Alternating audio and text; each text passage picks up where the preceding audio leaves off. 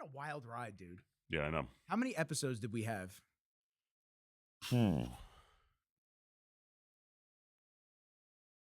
We had almost 100, I think. It was about I think 100. we were close to 80 to 100. I don't know why I want to say 86. Yeah, I think That we were sounds close to right. something. I don't remember. I don't think they're not hosted anywhere anymore. No. So you can't see. Yeah, they're them. all down. I'm glad you were able to pick up a couple of them for Rizzology, though. Yeah, Like Wayland's. dude, it was good, man. Somebody commented on Wayland's literally, I think 2 days ago. Yeah. They were just like, "Yo, that's like tragic." He was in his what was he? He was in his 60s, right? Yeah, mid-60s. Yeah, mid 60s. Yeah, that fucking sucked, man. You know, that was a tough one because John actually texted me. Yeah. Big John texted me and he just was just like, "Hey man," and oh no, he called me and I was like, "That's weird. Well, I haven't spoken to anybody from Bev's like that in a minute." I was like, what is going on?" Like you just get that phone call as we're getting older and you just know something may have happened to somebody. It's like that 2 a.m. text or call. Like, why are you It's calling that me? unsettling, like, why is this going off? Hey, yo, I need help, or something's happened, or this and that. Truthfully, it was like that. I hate to always bring it up, Sure. but it was like Arash hitting me up that morning with Sean Harris. Yeah. That's what it felt like. Absolutely. I was sleeping all nice and snug as a bug, and all of a sudden, Arash is like, "What happened to Sean?" I go, What "What do happened? you mean, what happened to Sean?" I was with him literally, it feels like 6 hours ago, 7 hours ago. So, yeah, Big John called me, and he just said that Johnny Whalen was in hospice, and I was like, "Fuck, bro." And I literally asked him, I said, "Does he want visitors?" Because I can understand if he doesn't. You know, he doesn't want a bunch of dumb meatheads hanging around. And, you know. And he just said, yeah, he's just kind of not in the mood. And if you text him, though, Rosie will read the message to him. And yeah, I just kept it brief. I just wanted to just tell him I always cherished everything that we've been through. And he was like a gym dad to me along with Sean. And I loved him. And he was just always a good human being. And that's really what it wound up being. Like it sucks when you know what you're saying to somebody is going to be your last words. Most of us don't have any idea when our last words to the next person is going to be. You know, we never knew that. We never knew playing outside with our buddies was going to be the last time we ever. That one last day was going to be the last time we ever did it. I got to come home for dinner, but I'll see you next week. And then I'll see you next week. Next week never happens. Yeah. Or for me, it was always I was big on Xbox. So I was always playing Xbox and Halo with the boys like every Friday, Saturday night throughout high school. College started getting a little shakier. We were playing Call of Duty. Yeah. I would say first 2 years of college we were really ripping. But then, like, as it started progressing through, it started getting really shaky. Like, the guys couldn't get on at the same times and this and that. And at some point, we all had our last match together, and we just never played again. Yeah, you see last online 3 weeks ago, 4 weeks ago, 5 weeks ago. I got a little. What do you got? Oh, a little ingrown hair. Fuck that Ingrown hurt. hair. Oh God. Oof. It's from rubbing everything on the mats and everything. It's Nick, you just have so much testosterone. Yeah. Your fucking chest hairs are ingrown everywhere now. They're just coming out. Well, I'm feeling like a lumberjack right now. Yeah. Merry Christmas Eve. Merry fucking on a positive note. Cheers, baby. Merry Absolutely. fucking Christmas, dude. Getting together with John Pignetti. It's been I can take a sip. What am I doing? Yeah, and that was hot, and I burned myself. I burned myself. Why do you drink hot coffee? You know what? What are you, a psycho? A little bit, but just enough to be tasteful, if you will. A tasteful psycho. I've had a really weird thing with like nausea lately, and I'm trying to pinpoint it. It's not like in my stomach; it's like in my throat aggressively. So you're having acid reflux type situation. But there's no burning whatsoever. So what does it feel like? What are the symptoms? You know when you're about to throw up and you feel like Dude, I threw up randomly last week. It's crazy. It was random. But it's like it's in you feel like that throat feeling right here. Yes. I just get that. Ugh. My stomach feels totally fine. I'm like, oh, that's not good. Have you ever seen the diagrams? And I don't want to cut you off. Have you ever seen the diagrams of if you sleep on your left side versus your right side? And I make sure I sleep on the left side for that reason. Okay. Because of the way, for those of you who don't know, the way the stomach acid, not the stomach, but the stomach itself right here comes up into the esophagus, it's not straight up. It kind of shoots off to the left a little bit. So if you lean on your left side, it's as if the stomach acid isn't going to pour into your esophagus. Whereas something called the LRP, something like that. Is it the other way though? Is the stomach laying on the bottom when you're on the left side versus the top? The top it spills in. Well, the stomach is always in the middle, but the pipe in a way, the pipe is on your right side. So when you lay on your left side, look, I'm googling this.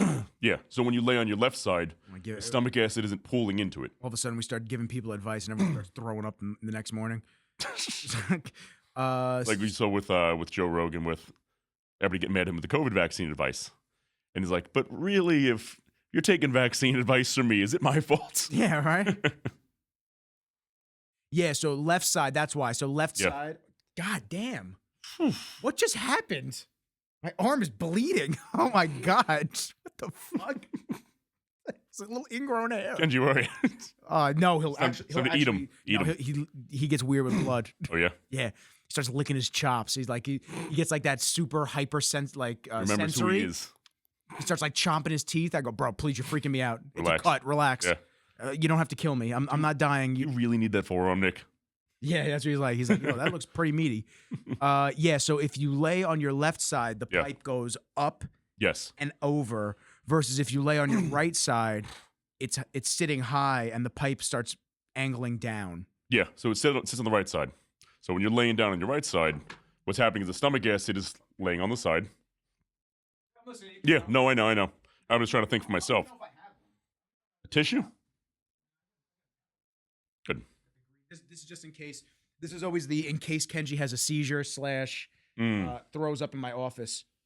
Oh God, that was a bad one. You know, it's some forced holiday spirit there. You got some green, you got some red. I got some green and red, man. Right? I'm wearing the little tree from Origin. Shouts to Origin. Send the check. Tis the I'm really trying to get baby. I'm really trying to get an Origin sponsorship. I really want one. We're still waiting for somebody to send the check. No one has sent the check. That's fucking bullshit. I'm 123, 22 episodes in. We were 80 something. Yeah. Fuck, bro. No one sent the check yet. You know what I'm gonna do? There are a lot less podcasts that have way less quality and substance and guests and fun and Kenjis. There's a lot less and they get paid. I'm bleeding again. The fuck is going on? You know what? I'll tell you what.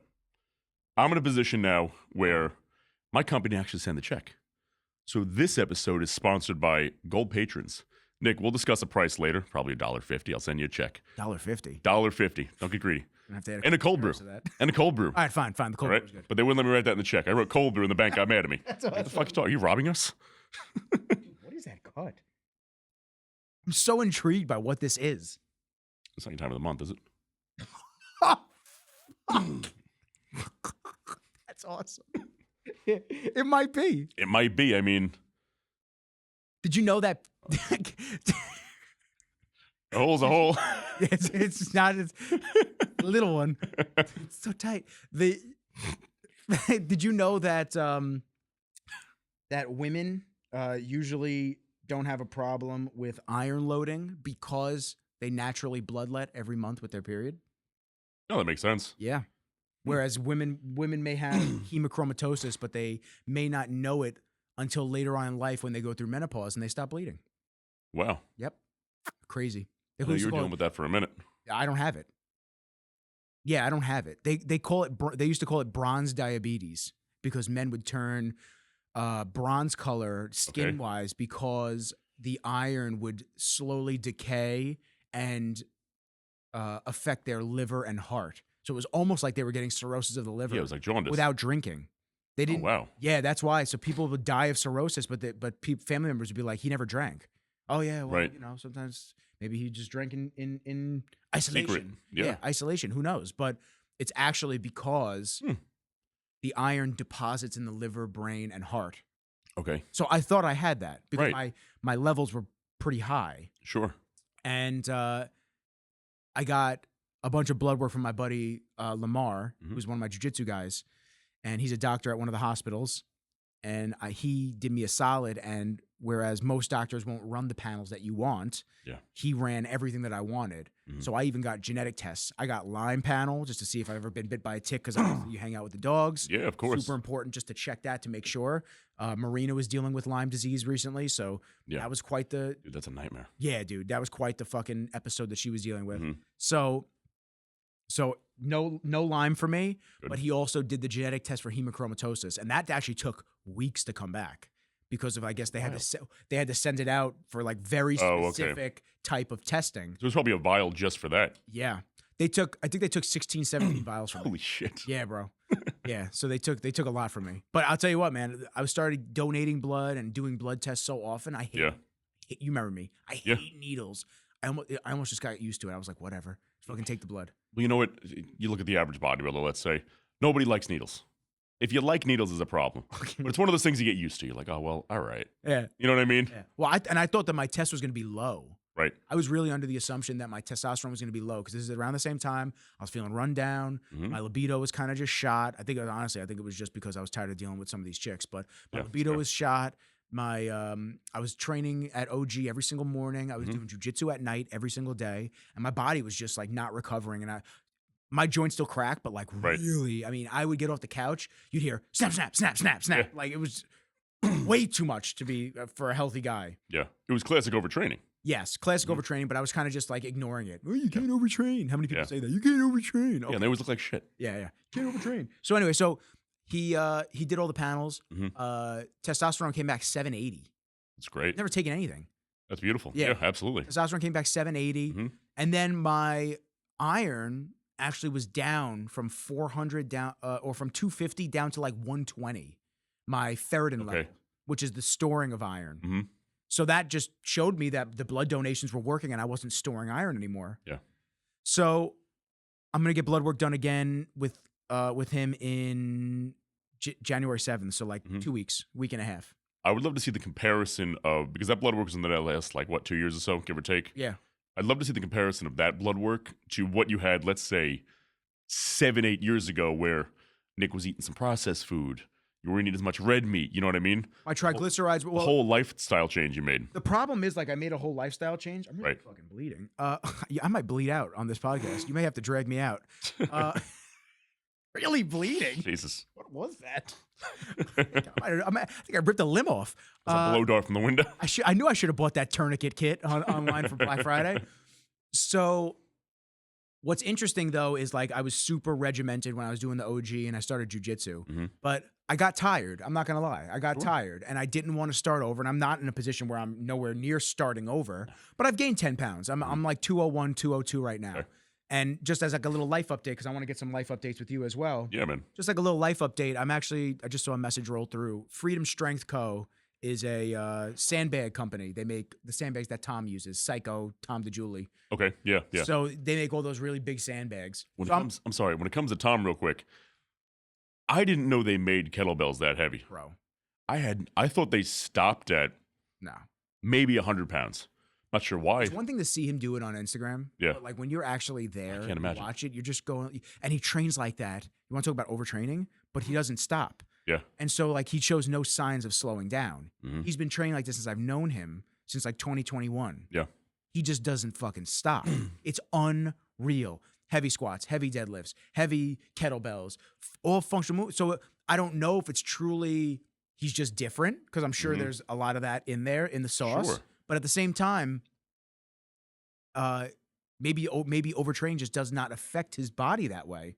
You know what? Maybe he's so primed. Excuse me as I burp in the mic. Maybe he's just so primed from doing all that functional training for so long that his body, it's almost like a farmer, right? Right. Think about like a farmer or a Spartan warrior, if you want to get like to the most extreme. Sure. Spartan warriors battling every single day, gladiator style. They're all going, training. Farmers throwing heavy bales of hay and machine work up at the crack of dawn, out until the sun's down, and then they're eating and they're knocking out. It's almost like that. Like his body's just primed for it and used to it at some point. You know, the difference between what he does and what, say, like a farmer will do or a Spartan will do, something like that, is a farmer's waking up at the crack of dawn every single day, lifting the same bales of hay, doing the same exact thing no matter what, right? But the load and resistance never increases. You're saying he's progressively overloading. Right. So these the farmers got good at what they did. It maintained right there, and it was stable forever. Yeah. If you read the same chapter in the book every single day, you'll get really good at that chapter, but you never learn anything from it. Yeah. So when it comes to what Tom's doing, or what any progressive bodybuilder or athlete of any kind is doing, but him in particular when it comes to overtraining, is it the most optimal way of training? Hard to say. Hard to say, but I don't know enough about his training style. But he's out here doing it, so it's like, okay, so it's maybe it's optimal for him. It certainly could be. And I'll tell you what, his clients work their fucking dicks off. That's what I'm saying. Yeah. So, is it the perfect optimal way? It's so hard to say. But is he continuing to improve himself every week? Scary yes. he is. Yeah, scary he is. That means he's nowhere near, for his body, in that overtraining threshold. Because if he were, overtraining is a factor for everybody, no matter what. Your central nervous system can only handle so much. But if he's continuing to improve religiously every freaking week, at least for the most part, he's not past that threshold yet. Yeah.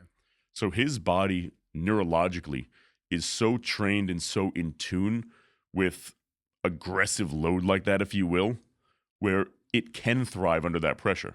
Once again, maybe not optimally, or maybe it is perfect optimally, but so long as he continues to improve, that's all that matters. Yeah. No, it's crazy, man. It's definitely different type of training, and it opens your eyes to just what else is out there. Because for the longest time, I just thought bodybuilding was the end all be all. Yeah. I was in my mind, it was like, this is the only way to train. This is the best way to train. And then you start off with Arnold's Encyclopedia of Bodybuilding, and then you start to transition into, okay, let's get a little more gritty. You look at bodybuilding.com, and back in the day, they had Corey Gregory and Muscle Farm and all these different articles. You start reading, okay. And then for some reason, you get on the dark side where it's like John Meadows and T Nation and Dave Tate, all these guys. And you're just like, okay. And then you start looking into that, but then you start looking at like power lifters and more compound movements as opposed to just like a lot of isolated or isometric, not isometric, just more isolated movement. Yeah, isolation moves. Yeah. Yeah. So you start looking at it like that, and you start going, okay, well, maybe I'll do that. And your body comp changes because you're focused on the plan. Like, dude, Squattober was fantastic, bro. Yeah. I've squatted the heaviest I've ever squatted, following the plan. Followed the plan to the T, hit it. Even when I didn't feel like it, I went, I did my thing. The squats for the first week were heavy. Sure. Because I haven't trained like that in a long time. But then as you start going through the program, your body starts adapting and you start getting into the rhythm and this and that. And it's like, okay, yeah, they're not sore anymore. The legs are achy. So, all right, we'll just push through. We'll just get this shit going. Right. So, yeah, I mean, it's interesting to see the different training styles to get ready for everything. And then obviously now this translates into, I bodybuilt for so long. I did that side of the sport, and that was my world for a long time. Moved to the Meadows, moved to the HIIT training, jiu-jitsu. Yep. And now jiu-jitsu really is my life. Like, that's what I do. Like, that's my passion. I love doing jiu-jitsu. If my body would allow it, I'd roll every single day again. But I've learned that I need to take the breaks. I have to. My grips, because I do a lot of gi. Right. So I'm not a big fan of no gi. I'll do it, but I love gis because I have from bodybuilding. Yeah, you have the strength. My grips are so crazy that I'll just be able to pull somebody in or like manipulate a leg to get it out of the way and move it across. So right now the goal is going into 2025, along with obviously my business and retainer clients and working with everybody and AN and all this stuff, all the great stuff on the horizon that we got going on in the podcast, which I want to do more with you as well. I've told you this. I'm going to be... why am I so hesitant to commit? I'm hesitant to commit because I get nervous about injuries, but I already know that I'm going to be working towards this. Okay. So my goal to work towards right now is I have to strengthen all my weak spots in my jiu-jitsu game. Okay. So all the different guards, all the different guard retentions, sweeps, takedowns, escapes, all the different submissions and chokes. I'm really going to be focusing on hammering them down. So I have somewhat of an answer every time I'm faced with something, and I'm not just leaning into what I favor. So that's one of my main goals. The other main goal is there's the competition in April, a jiu-jitsu competition in April. So I'll be competing as a blue belt now. Where is it? It's at Hofstra. Oh, well, that's great. Yeah. That's awesome. It's at Hofstra. So I'll be competing. Let me know if I start bleeding. I think I'm good now. Sounds good. Jesus. Thanks for clotting up. Fuck. Good craftsmanship, Karen. Body can't even clot blood. That's why they made that vaccine. Yeah, that's true. Yeah, they hit the clot shot. It's awesome. It's awesome. So there's a competition in April. It's going to be a big competition. IBJJF. It's all gi and everything like that. I want to document the process of going into my first competition and training hard as shit for this. So I've hammered down. I haven't talked to Tom yet because I need his help, but I've hammered down what I need to do, training 4 to 5 days a week for jiu-jitsu. And then at the 8-week out mark, I'm going to start an actual camp. Right. So the first week is, X. Second week, I roll with everybody at the gym that gives me a very hard time. And then start to work all of my different guards in, all of my different things that I'm working on. And then hopefully that translates well to the competition. I'm not really I'm trying to win. Right. But my main goal is to go experience it and not get fucking injured. That's my goal. Because my ankle injury from a year ago, next month, January, February of this year, I injured my ankle. Right. It's healed and it feels good. But then once the weather changed, it's been hurting again. It lingers. Yes, it was a bad ligament injury, without question. Like that shit, you heard snap on my ankle. So I'm lucky I could walk and do everything that I needed to do. So I'm gonna be looking to partner up with a couple of companies on Long Island to rehab it, get some cryo on it. Prefusion is a great help with that because they're gonna have the red light therapy. He's got all that stuff over there. I want to do a scan prior, and then I want to do a scan mid and then after just to see where I'm at. I'm going to use him for the VO2 max and the oxygen therapy training too. Okay. And I have a plan. So the reason I brought up Freedom Strength Co. is because I've been talking to the owner, and he's going to send me 50, 100, 150, 200, and 250-pound sandbags. Beautiful. So I'm going to bring those to Sarah's, and I'm going to start doing some drills with like deadlifting them up, shoulder, walking across the mats, back and forth, and then doing Turkish get-ups with the 50-pounder on my shoulder to just simulate sitting up with an opponent on top of me and whatnot. Right. Get my core right. And realistically, that's what I want to start doing. I want to show the journey. It's funny. A lot of people don't want to show when they're not good at something. And it's not that I'm not good at jiu-jitsu. I'm just nowhere near better than guys that have been doing it for 10 years. Yeah, and I should be. Rightfully so. Yeah. Yeah. But it's like the same thing with like the guns, getting super into the guns. And my groupings are pretty tight for a new guy. Sure. But every time I put a video up, there's 5-10 people that like message, oh, well, you want to do this, and your elbow needs to be here, and oh, those groupings need to be tighter. It's like, yo, guys, this is like my 8th time shooting a handgun. It'll be okay. This is pretty fucking good. Like, let me go at my pace. And this is something that you could probably talk on because it's a very interesting thing where people want to show a process of something going through, but they're hesitant because of the constant stand, like the people in the stands watching, the banter that they're gonna every fucking post. Yeah. Like, oh, well, next time you should do this. And like, it's just like, oh my God, bro. Like, I have Billy from Bevs, who's a fucking Navy SEAL essentially, telling me how to shoot. We're gonna be good. Yeah. Like, I'm not saying your credentials aren't good. Yeah. But that's the dude that trains killers. Yeah. We're going to be all right. My grouping's good enough where I'm not hitting 3 different people over here and here and here. It's all in your face. I'm focusing on Buddy right here. We're fine. I'm sorry it's not in your eyeball. It's all in your face. I'm focusing right here. So yeah, Don't worry about it. So to kind of wrap up what I'm talking about, man. I'm excited to do some stuff with Freedom and show his sandbags and whatnot. I don't know what he's sending me. He's got a couple of like white sandbags. Might be good to get some blood on them and really show like his training. So you know you're done. Yeah. It's like they say, originally the black belts are because you were training so much that they got filthy, they got dirty, they were destroyed. And once they finally got to that color, you were a black belt because you rolled enough, you worked enough to destroy them. Yep. The second those 200-pound sandbags turn black and red, yeah. Then you're ready to compete. Yeah, then I'm ready to compete. So we'll see, man. I know I have an addictive personality for the right things. I'm glad it never translated to like weed or alcohol or anything like that.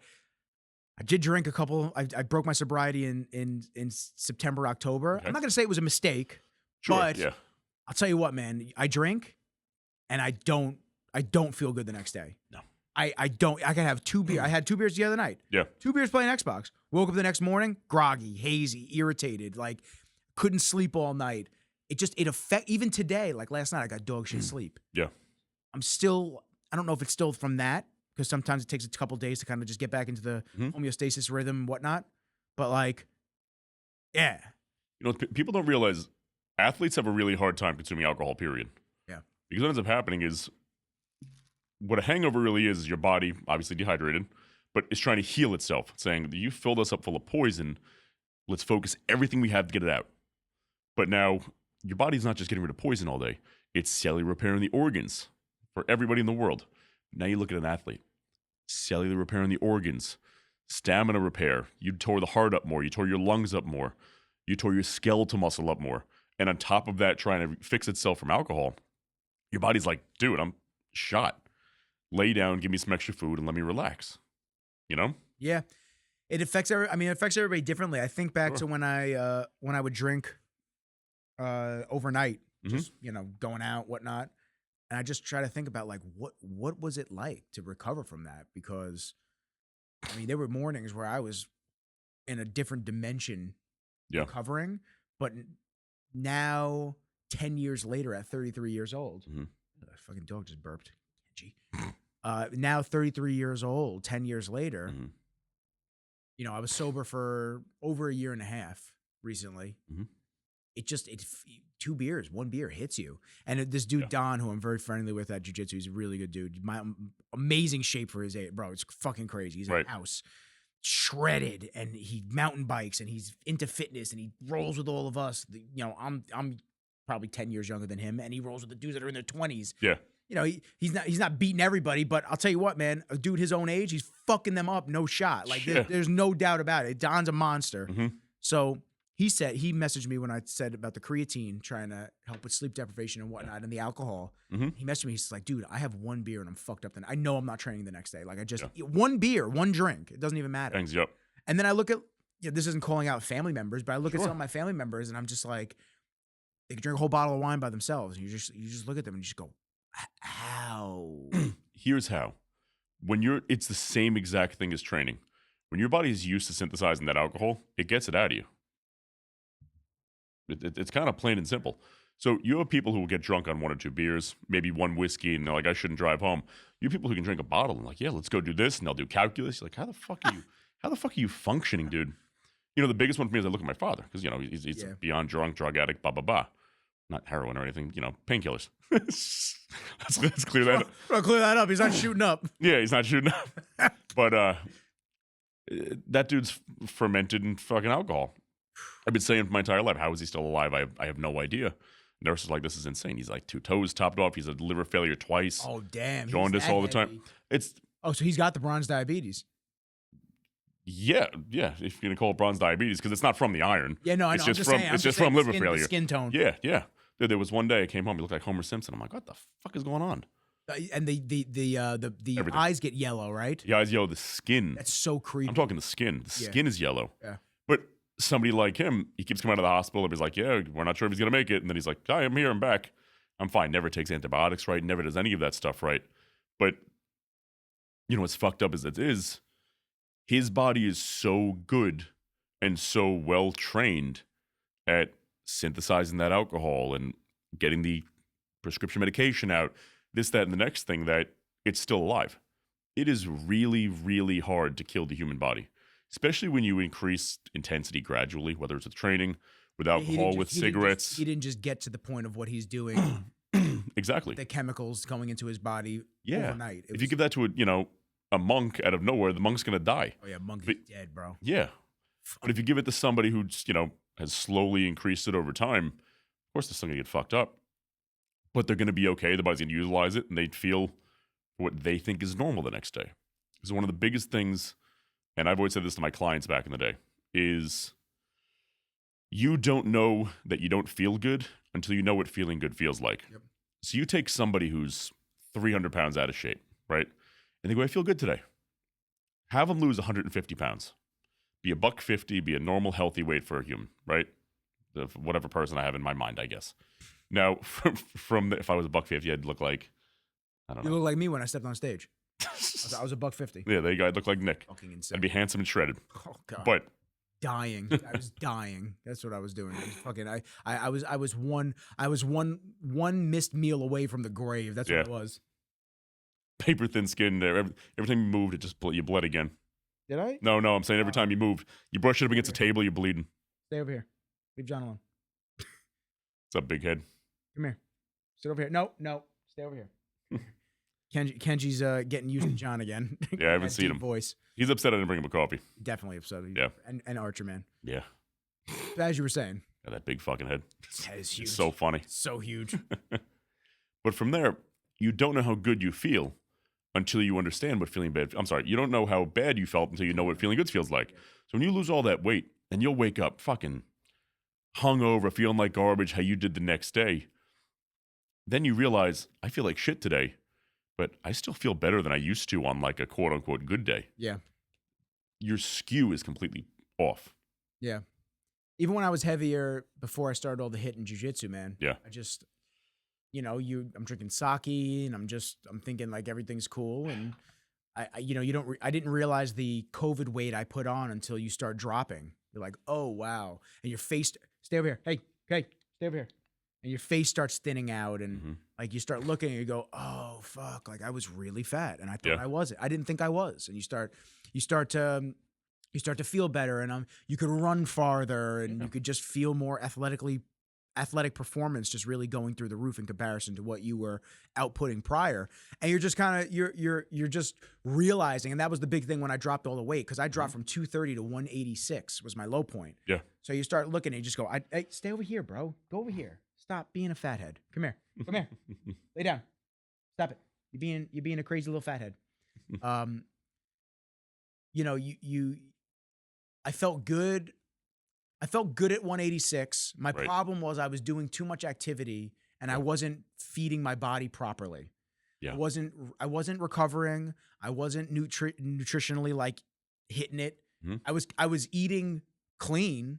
I really was. Yeah. But I wasn't eating anywhere near enough. I wasn't hitting stay over here. Hey, come here. Stop being a jerk. Come over here.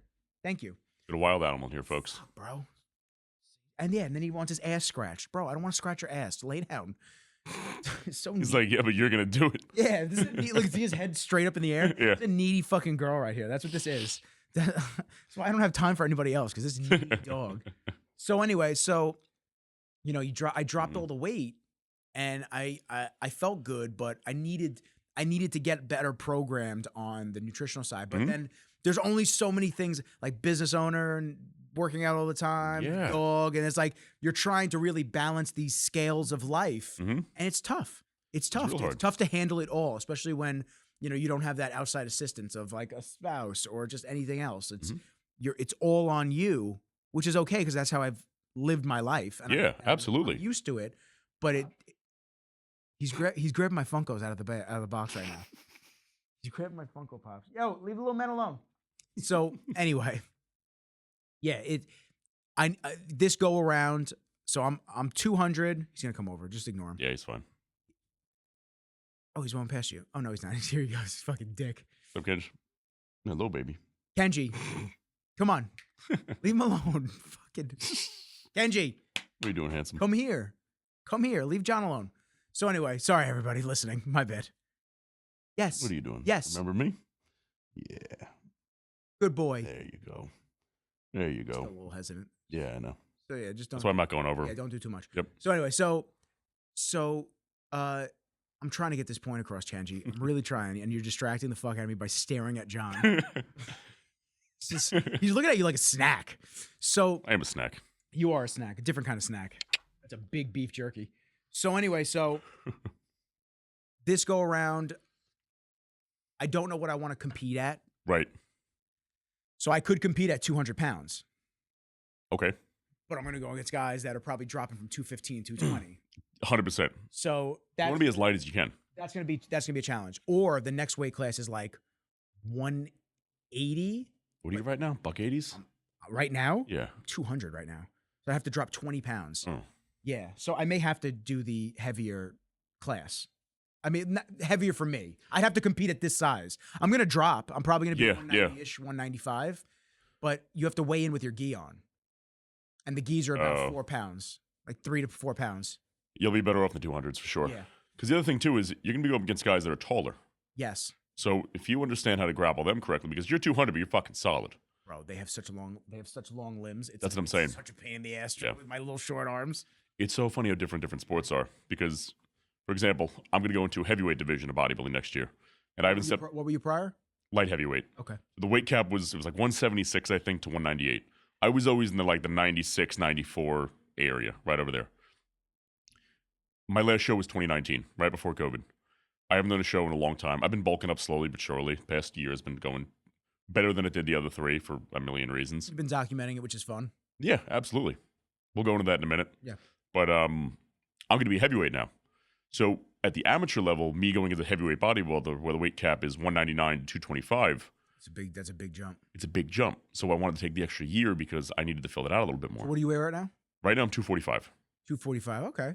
So realistically, if I cut off every ounce of fat on my body today, I'd probably be, I don't know, 210 to 215, something around there. Probably more toward the 210s. Hopefully to be toward that 215 area once prep starts coming around. So give myself a little more time, put 5 pounds more muscle on. But people are like, I still have abs. But I have 30 pounds of fat on me, give or take, but I still have abs. You don't realize how much fat the human body can actually hold. Yeah. You know, when you tell somebody like, oh, I got to lose 40 pounds, like, what, are you nuts? Like, just, you'd be amazed how much. Yeah, you have no idea. How much is actually there. It's crazy because I look at my legs. My legs, the lower my legs are, the leaner I am. So my calves are always shredded. Yeah. My hamstrings are pretty lean all the time. But then you start working your way up to like the middle of my thighs, like upper thighs. And that's where that fat starts to, for my body type. Yes. That's where fat starts accumulating. And it also starts accumulating right here. Chest generally stays lean, but up here especially. Like little fatty here, you know, a little bit here. My arms really don't hold anything. No, your arms. Except for like a little bit on the actual bicep. Sure. But my lower back, that's where everything holds for me. Dude, I hold it all right there. Entire Italian gene, that's where the fat just accumulates. I have the tire right there. No matter how big I get, I still have lines in my legs. Yeah. All the time. Yeah, it's crazy. It's crazy how like genetically you're just predisposed to where the fat's going to accumulate. And then, of course, I'm sure you've had clients ask you over the years, "Oh, can we spot treat the fat?" And it's like, no, it comes off where it comes off. Like, there's no way to take away from that. You have to just gradually cut down on the calories, increase your expenditure of exercise and burning, and eventually your body's going to start getting rid of the fat. More than likely, it's always the easy places first for the body. So it's going to get rid of it in the arms or the forearms or the neck or the face and this and that. And then the harder spots where you have to really focus on your diet and really do it is always like the midsection for a lot of people. When I was dieting for my shows, I didn't do abs once. I didn't hit abs a single fucking time, but I was shredded in my core because it's made in the kitchen. Training a muscle, exactly. Training a muscle doesn't actually burn fat in that area. But the way your body burns fat is the same way it burns muscle mass, which is the newer the fat, the faster it'll burn off. So when you have mature fat that's been on you for a really long time, that's going to be the last to go. But if you just put on 5 pounds, it all went in your midsection, let's say hypothetically, first 5 you lose is going to be all in that midsection right there. Yeah. Well, that's going to be me right now when I start focusing on the diet come January. Well, actually, that's not true. I'm going to start focusing. We're probably after I got dinner tonight with the family. Tomorrow we do it at my aunt's house. So I'm probably going to wind up just like eating a little bit, relaxed and this and that. Sure. And then I'm going to start really hammering again. I may drink on New Year's. It's a big if. Yeah. It's a big if I have a drink. I truthfully at this point I probably won't because then that's gonna fuck the next day up. That's what I never understood too. I never understood everybody just going balls to the wall New Year's Eve, getting plastered. They're like, "Well, tomorrow I start," and you wake up with a fucking hangover. What a way to start the new year. Like what a way to start your goals into going into something where you're already behind the ball. Because for some people, that's all they have. Yeah. The only good thing they have going on in their lives, because they do fuck all with the rest of their free time instead of building themselves up, is forgetting about the bad times is the best thing they have going on. So a lot of them, if they start thinking, hey, I can go into the new year partying, I can go to the new year drunk, having a good time with my friends, kissing 30 different girls or guys or whatever the fuck you're doing out there, I don't know. You hear that? What is that? Yeah. The Harlem Globetrotters downstairs? Maybe Kenji just laid down that big fuck. But people just only have that going on. So when the highlight of your life is forgetting about your life, there's a fucking problem. And you got to ask yourself, you know, do I have no hobbies, or do I really enjoy this, or what am I running away from, or what should I be doing? Because it's whenever I put something up the other day where it was a video of like a guy, not a video, it was a picture of a guy rolling on something up a hill and top of a flight of stairs and blah, blah, blah. But the long story short is that people say like, oh, you're so lucky you got up there. It's like, man, it wasn't luck. Yeah, it takes a lot of hard work, bro. You know? It takes a lot of hard work. You start really finding out about yourself as things progress. And yeah, I've tried to not let life get me too serious. Unfortunately, life just hardens you up a little bit and you start to become more serious with certain things. So I've tried to like let loose a little bit and not be affected by as much stuff, you know, not letting my energy get controlled by other people, really staying in control of just everything. But you start to like look at the people that wake up at some point, yeah, the people that are awake, and you look at the people that are just drifting through life like that, Yeah. and they're just waiting for the next opportunity to booze or the next opportunity to go to a rave and do drugs and this and that. And it's just like, I'm not saying that way is wrong, but you're living in a very closed mental space that you have no idea that there is so much more to do in the short amount of time that we have on this earth. And it's just a very weird push and pull type of a lifestyle that these people do. Like they're miserable Monday to Thursday, and then Friday comes, and all of a sudden they're happy. And it's just like, yo, even working for myself, I get the Monday blues too. It's weird. It's like a fucking weird thing. Like even though I know what I have to do for the week and my shit's already planned out, I'll still feel a little bit like weird on a Monday, even though the weekend's over. But you snap right back out. You get back in your routine. You do your thing. But there are people that genuinely go to work miserable. They hate everything about it. Then they drive home from the job that they just spent all day at, miserable, hating their lives. They either have a spouse that they maybe love, but most of the time are miserable. How many guys? First off, how many fucking guys do you talk to? Older guys, especially at Bevs and just in general. Yeah, every single one of them, just like, oh, you single? Yeah, stay that way.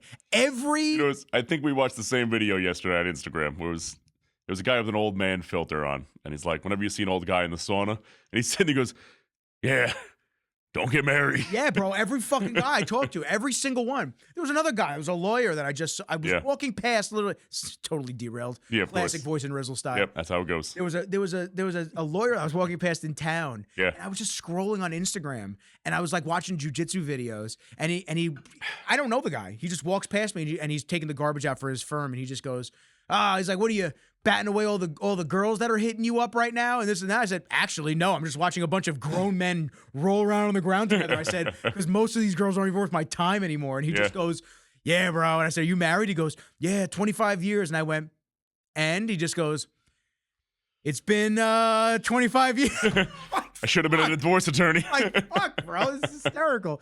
Every guy. He's like, so I'm sure there are plenty of people that are happy. I know there are plenty of people that are happy. Yeah, of course. But it's just very funny that like seems to be the general consensus where everyone's just like, single? Stay that way, like old grizzly guys.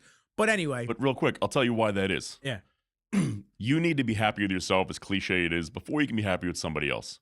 So like what you said before where I'm like, I'm not sure if it's the right way or the wrong way to live your life, to go out and clubbing and that, just do that. What part of, I'll confidently say it is the wrong way to live your life. Yeah. You know, I'm no beacon of perfection by any means. I have my flaws like anybody else. But when there's not one sentiment of, that's a good way to live your life in one area of benefit, how is it even remotely the right way from any shape or form? Because it's unhealthy. You can't have a family from it. You forget it. You feel like shit the next day. It's going to affect your work life. And it's not something you can bring with you in every area. Where if you go to your job and you go there ranting and raving and screaming and hammered, you're going to get fired. Yeah. So if it's something you can only do in an isolated area where, God forbid, those videos went out on social media of, wow, that's how you act on the weekends. Yeah, we're not going to hire you at our firm. You have to make your Instagram private, as if you think that even stops a billion-dollar company from seeing your stuff anyway. Bro, those private, that's like, how is that? That's like putting a lid on your garbage can. Nobody fucking cares. Yeah. The raccoon can't get in. The creepy guy on social media is like, oh, well, I can't do it. Yeah. And then even he makes another profile and follows you, and if he sees anyway. But how is that remotely a good way to live your life? It's a great distraction from what real life is, but if you don't know how to take the reins in real life, you're going to live your entire life looking for distractions. Yeah. You know, a big saying, and how I've lived my entire life, you know me a long time, is burn the ships, where I burned every single ship I've ever done. Originally, I was going to college for my MBA to go open up my own gym. And for those of you that don't know, Nicky knows the story, but I went there for, like I said, my MBA, to go open up my own gym, learn how to do it. I realized so quickly that I'm going to leave with a degree and a resume I'm not going to use, drowning in debt trying to open up my own place. I'm going to lose 4 years of getting better as an athlete and just time, my prime time. I'm like, there's something wrong with this. I'm like, you know what, forget this. I'm going to drop out and teach myself. Taught myself, worked at a gym in the area. They're like, wow, you can make up to $100,000 a year. I'm like, that's fantastic. Especially back then when it actually made a difference, $100,000 a year. Now it's like fucking chump change. Meanwhile, it was nothing close to it. And I was like a slave labor there. I was in the hospital twice with sleep deprivation. But got you. They got me good. They got John good. What is So, that noise? Who's I don't know. banging around, bro? I'm gonna have to poke my head in the hole and start yelling at people. Well, you had some paparazzi outside, Nick, so I wasn't. Yeah, They sure. wanted to come in. Yeah. Strangled in my Santa hat. Merry Christmas, fucker. As you're saying. Yeah. But they had these products called, I'm not going to name the supplement. They were crap. But at the time, 18-year-old John, I didn't know any better. So I thought it's hard to mess up a vitamin C or a joint support in omega-3. So I'm like, let me sell these to all my clients. And I made good friends with the guys at the front desk. Whenever somebody wanted just a supplement, like, oh, we'll put it under John's commission. No problem. Eventually, I had to leave that place. And I'm like, you know what? If I was really good at selling the stuff that I didn't believe in, I could sell stuff I do believe in. So I started my first supplement company. It's called Canvas Nutrition, where the whole thing was your body's a blank canvas. And for some of you guys that follow me on Instagram, you were probably some of the guys that we had selling the products. So I'm glad to see you stuck through. It's awesome. But I had like 80-something commission-based athletes working for me at the time, and eventually sold that out to a different company. Originally, I was making my own stuff, where my upstairs apartment looked like a meth lab. It was I had little powders in this and like a fine-tuning scale. It was crazy. I made a couple tubs of stuff that I liked. It was a fucking disaster, a fucking mess. I didn't understand FDA regulation at the time. But no, in kind of the reverse way. Yeah. Where I'm like, I might get in trouble for making this. Meanwhile, they couldn't care less. They're like, you're a little small fish. I'm like, something's going on. Yeah. Meanwhile, like we're looking for that guy putting DMAA and shit. Where's that guy? Yeah, where's that guy? Where can I get some? Yeah. Eventually sold. Blackstone. Oh, too soon? Did that soon enough? In one of their single-family homes. Oh, fuck. But I sold that company and used a lot of that funding to open up my first gym. So that was the broad scheme of things. But burn the ships in the sense of gambling on yourself. Are you familiar with the term burn the ships? A little bit. So, but for those yeah, that absolutely. It essentially means adapt or die. So it's an old Nordic term that's in the Bible, things like that as well. But essentially, these guys that were coming to conquer a land, they would show up, literally burn the ships they came on. So they couldn't go back. They said there is no retreat. So it's either succeed or die, period, end of conversation. Even from an earlier age, I said to myself, you know what? The regular rat race everybody's living in, that's not the life I want for me. And I'm not saying if you're doing that right now, that's not how you made a mistake. Well, someone's got to do it. Someone's got to do it. But I encourage everybody to find a way out of it in the sense of at least finding happiness for yourself. Because if you have a 9-to-5 and you like what you do, God bless it. I'm happy for you. Yeah. But find a reason to wake up in the morning that isn't just for somebody else. Mm-hmm. So from there, I burned the ships. I said, all right, I'm going to go against the entire norm of society with our generation, drop out of college. I'm going to go in the most, at the time, isolated sport in the world, bodybuilding. You know what I mean? Because nobody was bodybuilder back then. And really try to do things on my own terms. So now my company, Gold Patrons, which I've touched on that with you a little bit.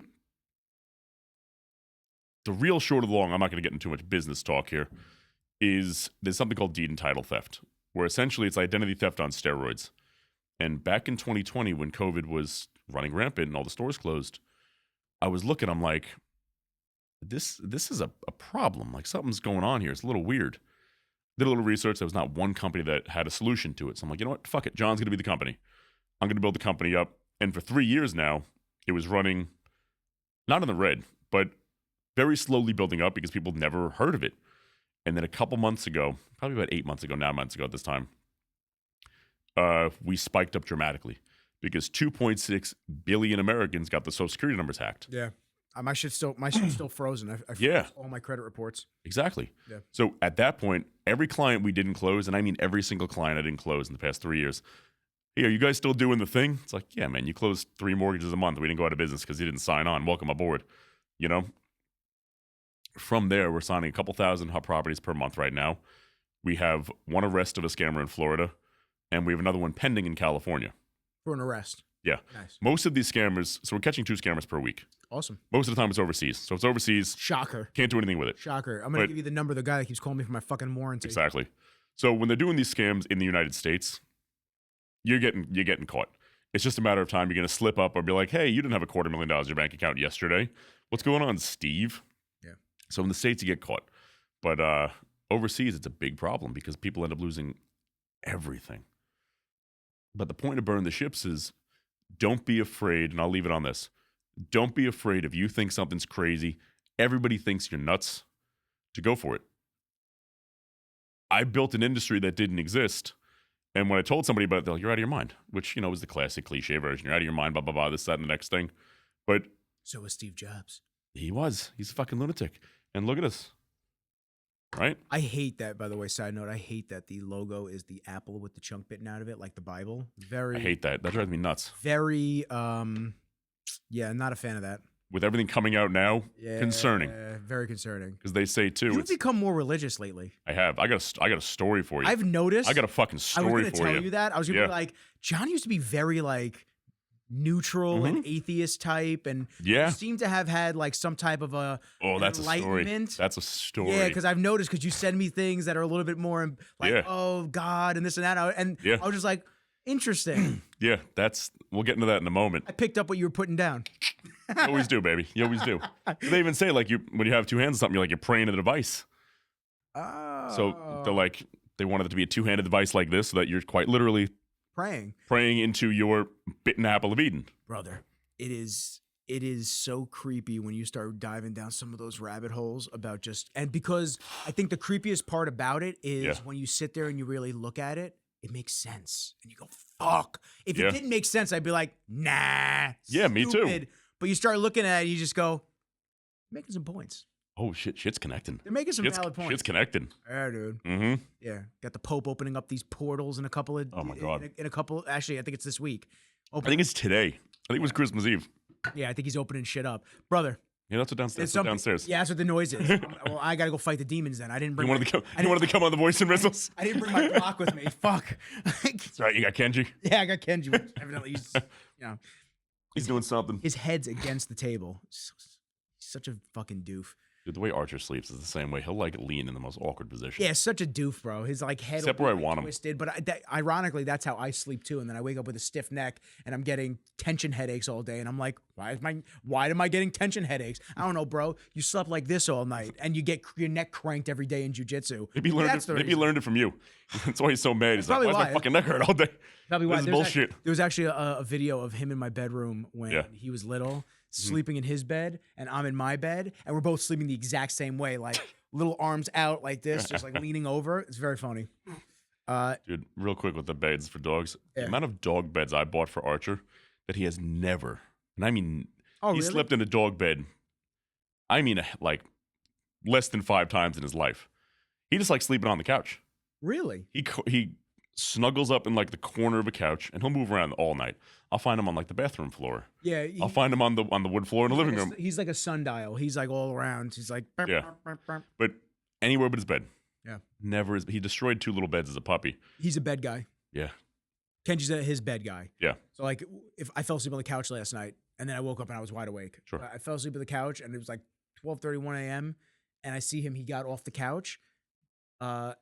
And he just walked into my bedroom, and he laid on his bed that's next to my bed, and that's where he sleeps. He just like went there, and he's like, okay, time to go to bed. And he was like, tucks himself in, and just goes to sleep. See, Archer sleeps in like a different room sometimes. Yeah. A blatantly different room, because the place I'm in now is a 3-bed, and he'll be in like the furthest bedroom, which is my office. I'll find him like, where the fuck is Archer? And he's just laying in the middle of the floor. Trying not to step on the dog. You're like, where is? He's like, hey, Dad. He's like, you're being kind of loud. I was trying to sleep. Yeah, what's up with you, bro? Why don't you get into a little story for me? Ooh, boy. So. Because I'm curious. I'm genuinely curious. It's a wild one. So let me preface it by this. I like to say to everybody, you've known me a long time. Mm-hmm. I've always been aggressively myself no matter what. And I couldn't care less what anybody says. John's going to do what John wants to do. Mm-hmm. Never in a way of being egotistical or trying to harm others. I'm prioritizing yourself. Yeah. Which I believe is a good thing. Yeah. So based on how I used to always be, which was, I guess, atheist in a way, but not aggressively. More so. No, you were just more so like. My way was always neutral. I don't know. Mm-hmm. And because I don't know, I'm not taking a stand out of the way. And truthfully, right now, I don't know because I don't know everything. But I'm pretty damn sure.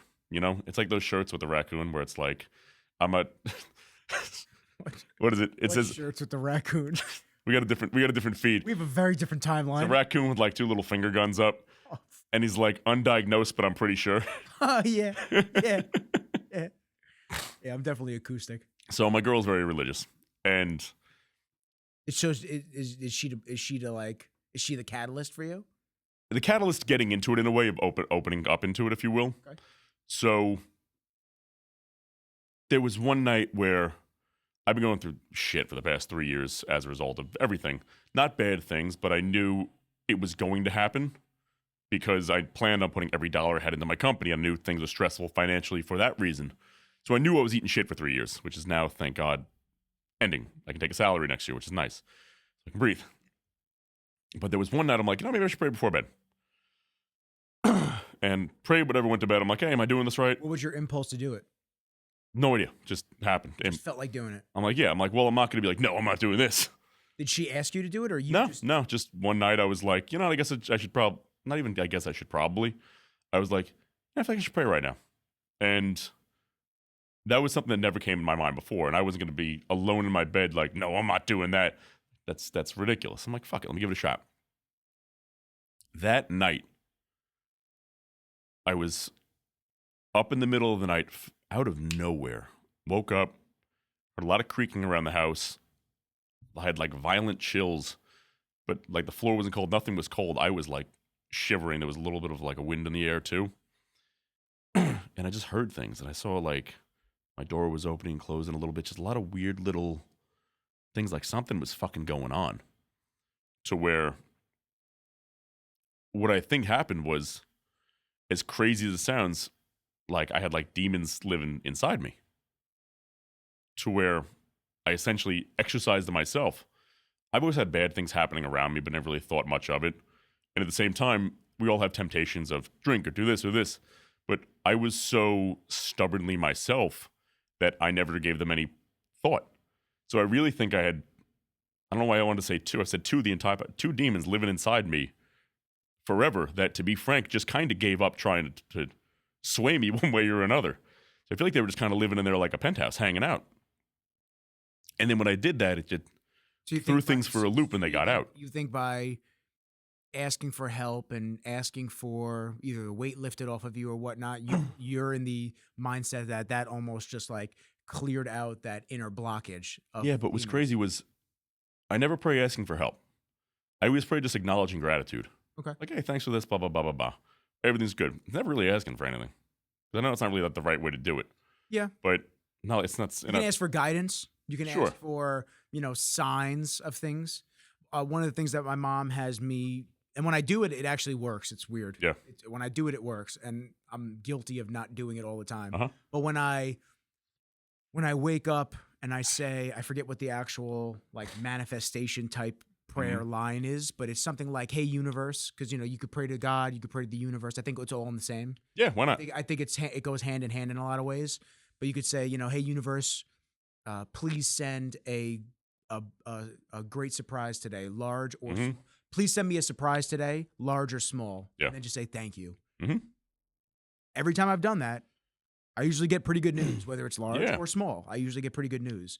And when you're in that headspace, I'm in the belief that you raise that internal vibration. Mm-hmm. And when you're vibrating on a higher level, mentally, emotionally, physically, all these different things, you attract better and good.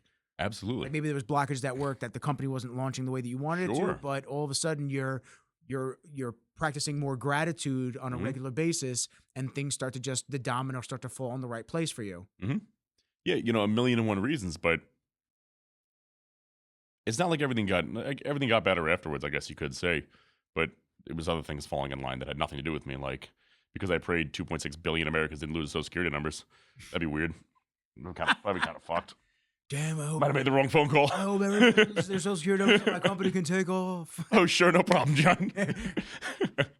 It shall be done. Yeah, not like a Santa's wish list. That's awesome. But it was a crazy experience. Ever since then, I was like, what the fuck? And what's funny is, like, I remember that night, like, I brought Archer in the bedroom. I shut the door. Like, yeah, let's shut the door. Yeah, it's creepy. Demons can't open doors. I'm like, yeah, let me shut the door. So, like, that week, I slept with the door shut. A lot of people sleep with the door shut in the bedroom, but I never do. I always see the house, like, totally wide open. I usually do, too. I started sleeping with the door shut on and Yeah. off as long as I can get him in. Yeah. If I fall asleep without him in the room, or I lay down without him in the room and he doesn't come in, I'll leave it open and then I'll close it later on at night. But it's actually good for you to keep your door shut just in case there's a fire. That makes sense. Yeah, because then the fire can't come into the room and you have the opportunity to get out. I just feel like Archer would wake me up. What? I feel like he'd wake me up if there was a fire. He would, but sometimes you don't even realize like Yeah, the that's true. hallway will be engulfed. Yeah. And you can't, and then you can't leave that way. Yeah. So, For me, Archie doesn't want to sleep in the bedroom because he sleeps everywhere. So I'm like, I'm not going to block him off from my room, nor am I going to stop him from going where but did he wants. he stay in the room with you during that week? He didn't have a choice. Shut the door. Yeah, but was he like clawing at it to get out? Or No, he was just chilling. He was like, all right, I guess I'm sleeping here tonight, Dad. And that was kind of the end of it. Okay. But that was honestly, that was the extent of the story. But it was just a weird experience I went through because I've never went through anything like that before. Have you gone to church? No, not really a church guy. No? No, not really. I don't know if Isabel was going to bring you to church. She tries. Okay. Does she go? She tries to go once a week or so. I think it's nice to go. Yeah. I think there's a lot of inconsistencies with the church and religion as a whole. It gets a little salesy with certain things, but you do go and you do feel a little bit more light when you do go. Sure. I don't know what you guys are doing tonight, but my mom and I usually try to do midnight mass. Yeah. So I go later in the evening, go to mass. The churches usually have a ton of Christmas trees and they make it a big nice thing for, Jesus and all that stuff. Yeah. It's nice. I have church written on my calendar for Sundays and I haven't gone. So that's on me. Sure. It's on me because I'm laying on the couch at 4:30 and church is at 5:30 in town, and I'm just like, I don't want to get up. And that's on me. Yeah, of course. But I got to get more regimented. I do want to go. It doesn't have to be every week, but I'd like to at least go maybe once a month, twice a month, something realistic. Just to go and just feel a little bit lighter and hear nice stories and whatnot. It keeps you positive. You go back to the vibrations. It keeps you positive and lighthearted versus the doom and gloom of everything on these fucking anxiety boxes that we hear all day. And it's tough, man. I'm scrolling through X. You see a woman get lit on fire on the train. It's like you see Good Samaritan Daniel Perry, whatever the fuck his name is. You see him on trial for trying to help out and stop a guy from causing harm to women and people on the train. And then you have our politicians saying that he's the threat on the train when you have an illegal alien that just lit a woman on fire. Like, I can't watch it all because you start to sit there and you go, am I fucking crazy? Am I crazy for sitting here and going like, I can't watch this shit anymore. So by staying off of these things and just trying to keep your circle and your world positive, I think that also had a lot to do with this twofold. One side, there were a lot more people asleep in the early 19s to like 1980 before information started getting really rapidly sourced. But on the other side, people were probably happier and dumber because they were dumber and they didn't see all these things on an hour by hour, minute by minute basis. Like the second there's a bombing of a child's hospital, you find out about it within 3 seconds and you're just like, oh, fuck. And then there's this person that got decapitated for going overseas and trying to help. It's like, oh, God. And it's just bing, bing, bing, bing, bing, bing, bing. And it's this microcosm of, I don't even know if I'm using the word correctly, but it's like this big pot of just all of these shitty stories that just keep that vibration down. So as you could start to like ask for spiritual guidance and you can start asking for the universe to send you surprises and gifts and saying, hey, just take this weight off my shoulders if you can, or, just I appreciate just being able to exist on this plane of whatever this is. Things start to seem like you're vibrating higher and they're just more positive around you. Yeah. One of the big things too is we're saying people were dumber back then, but there's so much more information nowadays. That's what I meant when I say that. Dumber because they're not bombarded with constant information. But now let me ask you something. What's actually dumber? Being bombarded by constant information that's incorrect and fraudulent? If it is. Well, I'm saying there's so much nonsense on like the news and stuff nowadays. That's the problem. But at least back then it was fakes now. But at least back then it was pretty accurate. Was it? As far as we know. But maybe as far as we know. But maybe it was just so hardcore mainstream media that you were just rammed these thoughts, ideologies, and news stories down your throat, and you didn't have the ability to fact check like you do now. It's true. So it's like, it's fucking true, man. Could you imagine if we didn't have the internet X, we didn't have all these different platforms? Like, although once again, you could be shown whatever they want to show you, but could you imagine if you only had Fox, CNN, MSNBC? I don't even care. Right, left, doesn't matter. They're all propaganda in their own ways. Yeah, absolutely. They all spin stories in the right ways. Bro, German market, you saw that? Yeah. Yeah, the fucking Middle Eastern cat. Okay. call it what it is. Yeah. You're so quick to call out a white dude when he does something wrong, but like when somebody of a different nationality or color does something wrong, nobody wants to say anything. Bro, call a spade a spade. It is what it is. Yeah. Yo, I'm all for, if white dude fucks up, does something bad, put that dude up. Blame him. Put him on trial. Tell it exactly how it is. Yeah. But you can't have that standard and not the other standard. So now you have these media outlets that are just like, oh, man accidentally drove into. No, bro. He drove into a Christian Christmas market specifically. Yeah. It was like people that were celebrating and there were things going on for like religion purposes and whatnot. Bro, he drove into it to kill people. On purpose. Call a spade, bro. Like Yeah. it is what it is. But if you are living in the 1960s and 1970s, you don't have the ability to like see the different point of views or hear people on the ground. You just had to believe what the news article told you, and you sit there and you go, wow, that's terrible. And that's the end of it. I don't know, man. It's very frustrating. What's nice to see nowadays, and I saw it actually while I was walking around Huntington, was like America's back, baby. Yeah, America is back. America's back. It's getting back. Let me tell you something. I walked into Starbucks. Yeah. Right? Got this. Starbucks was, I guess I'm going to say was the most left liberal place on the fucking planet. Don't say that. Don't say facts. Yo world. Yeah, don't say that. Losers. Anyway. Oh, fuck. But. Hi, puppy. What are they going to do? They don't listen to good podcasts. Yeah, they don't listen to my podcast. They Anyway, listen to my show. fuck them. But I went in there. It said Merry on the board. The No. cups had Christmas stuff on it. The first thing I heard was Merry Christmas, have a good day. I'm like, America's fucking back, baby. Dude. Yeah, we got to get out of It's great. Yeah, we got to get out of this soft ass. Everybody's a butthurt about fucking everything. Yeah. It just has. Oh my god, just the emotionality of just appealing to everybody has just made this place a fucking shithole. It's exhausting. And what happened? When we had Alex on the show. Remember, we had Alex on the show. Yes. Alex is the an fifth awesome episode, fourth example. episode. Yeah, Alex is Because great. Alex just exists. Alex transitioned. We're going to use him that as a specific. Perfect example. Alex transitioned, and he exists. Yeah. He doesn't jam it down people's throat. Yeah. If you don't like him for whatever reason, which it's hard not to like, because he's just like a likable person. dude. He's just Yeah. a good person. Yeah. Like, if you don't like him for whatever reason, he doesn't fucking care. Yeah. But like the jamming everything of everybody's belief down everyone's throat has made this place a worse place, because then you're just ramping up the people that hate you. Like that's what you're All doing. it is. You're pissing everybody off. You're pissing everybody off.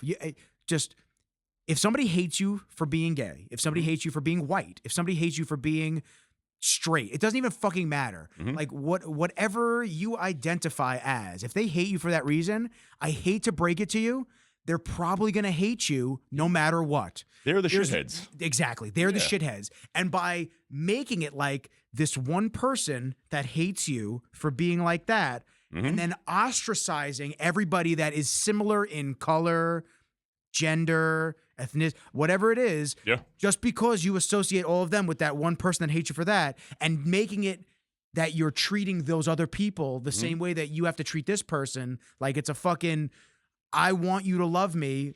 They're not going to. They're not going to love you. Not even I want. You have to. You have to. Yes, You have to love me. That's what it. So like they're never going to. No. So instead of focusing on the one shithead, let's focus on all the people that already accept you and that do like you, because they're the majority. Yeah. Most people don't give a fuck what you do in your day-to-day life.